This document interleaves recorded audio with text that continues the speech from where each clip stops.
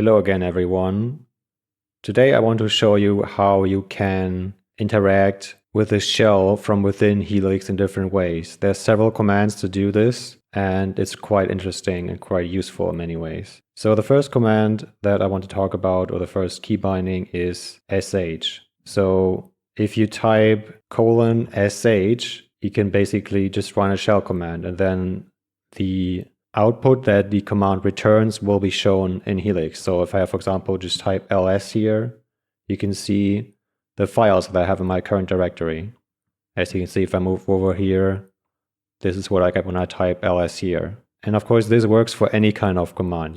For example, you can do sh date, and then you can see the date here. Or I don't know, if I want to see how much free RAM I have, I can do this. I have plenty, it seems like. And yeah, this is pretty useful for this kind of stuff. And the alternative here is you can also just type : and then exclamation mark if you want it even shorter. All right, so that's that. So the next command I want to talk about is the pipe command.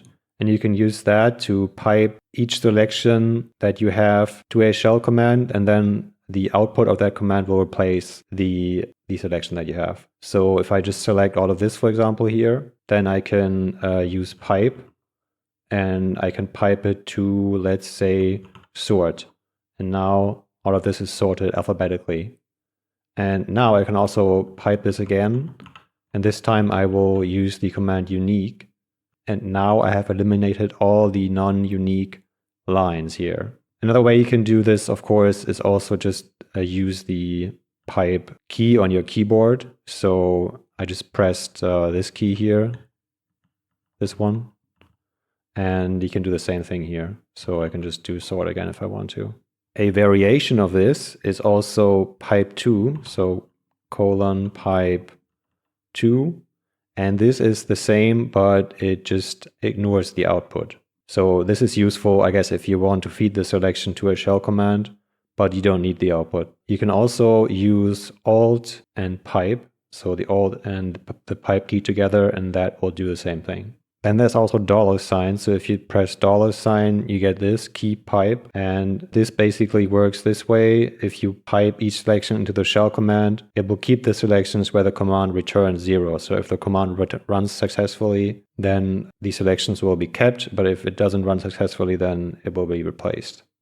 What you can also do is you can insert the output of a shell command, and you can do that with exclamation mark or : insert output. So for example, I can just type exclamation mark here, and then this menu will pop up. Now I can, for example, just type date here. And now I just inserted the date, or the output of the date command, into my file here. So that's pretty useful if I want to add a timestamp. And you can do this with anything. You can write a custom script and then have the output of that script directly inserted into your file here. The alternative, of course, here is just : insert output if you want to have the long version. So this is pretty cool. You can also do this with, for example, ls, and now I have the contents of the current directory here. Let me just get rid of this. And also you can use this as a very simple way of adding snippets to Helix. So for example, you can write a small custom script, put that in your path, and then the output of that script you can easily insert into any file you want to. It's kind of basic, but it works. But if you want to add better snippets to Helix, by the way, you should check out my video on language server configuration, where I show you the language server that you can use to actually add snippets to Helix using the language server protocol.